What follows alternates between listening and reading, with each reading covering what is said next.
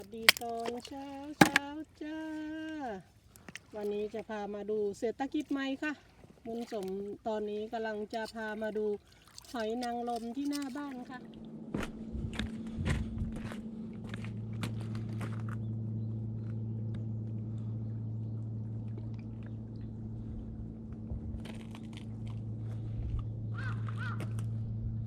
ตอนนี้คุณสามีกำลังเก็บหอยนางรมอยู่ค่ะเคาะให้มันเกาะที่หินค่ะเกาะที่หินแล้วตอนนี้เราก็ได้ใส่ในกระถางแล้วค่ะสามีเก็บมาแล้วก็ต้องการเคาะออกลูกก็ไม่ใช่ใหญ่ที่สุดเพราะว่าอันนี้เป็นหอยธรรมชาติค่ะเราจะเก็บทุกปีที่หน้าบ้านเราค่ะวันนี้ธรรมนาโกะน้ำทะเลสวยค่ะอากาศก็ดีมากอันนี้ที่เป็นเชือกนี้ที่เขาดักปลาไหลญี่ปุ่นค่ะคนเข้ามาดักปลาไหลหน้าบ้านบุญสมค่ะตรงนี้ลงจากหน้าบ้านบุญสมนิดหน่อยก็จะมีบันไดขึ้นตรงนี้นะคะเรา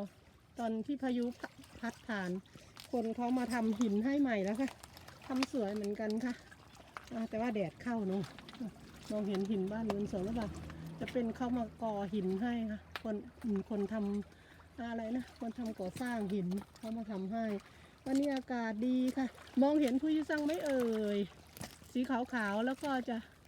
วงกลมสีแดงให้ดูอีกทีหนึ่งค่ะอันนี้สีขาวๆจำได้ไหมคะเห็นผู้ยิซังสีขาวๆค่ะหน้าบ้านบุญสมมองเห็นผู้ยิซังได้ค่ะ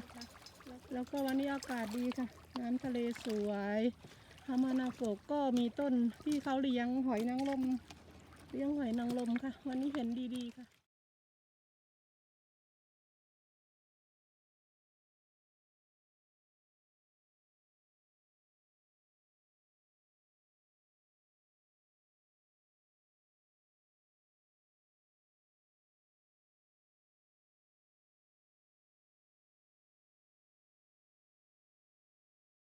เวลานี้จะใกล้เที่ยงแล้วค่ะอันนี้มีแดดคิดว่า10องศาได้ค่ะ10หรือว่า8องศาไม่แน่ค่ะวันนี้อุ่นค่ะอากาศอุ่นมากเลยพามาดูหอยนางรมซะหน่อยคนญี่ปุ่น เขาจะกินหอยนางรมเวลาฤดูหนาวค่ะฤดูร้อนจะไม่กินตอนนี้คุณสามีบุญสมกำลังจะแกะหอยนางรมให้ดูค่ะ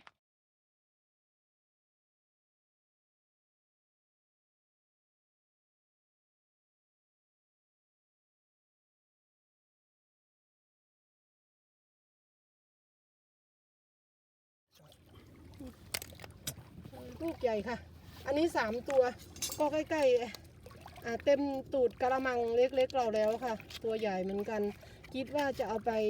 ทำไข่เจียวหอยนางรมหรือว่ายำหรือว่าทำต้มตำหอยนางรมดีไหมเอ่ยวันนี้สู้ใช่ค่ะ